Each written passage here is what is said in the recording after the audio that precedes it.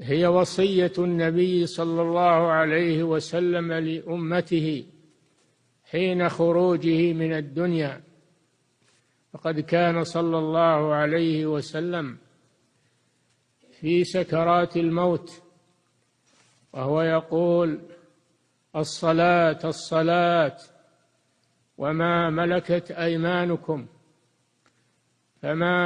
فما زال يكررها حتى ثقل به لسانه صلى الله عليه وسلم، وهي قرة عينه من هذه الدنيا.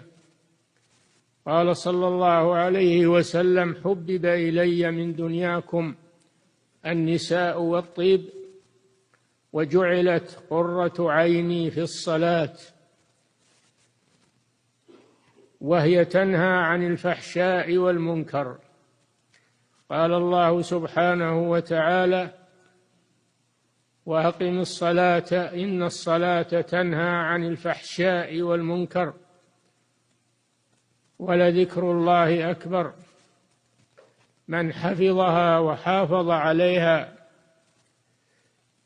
فهو لما سواها أحفظ، ومن ضيعها فهو لما سواها أضيع.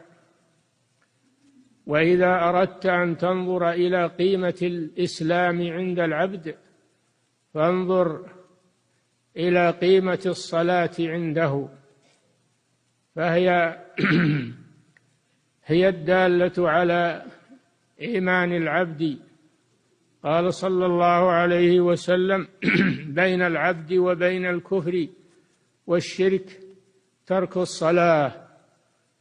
قال صلى الله عليه وسلم: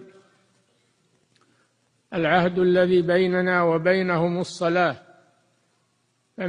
فمن تركها فقد كفر.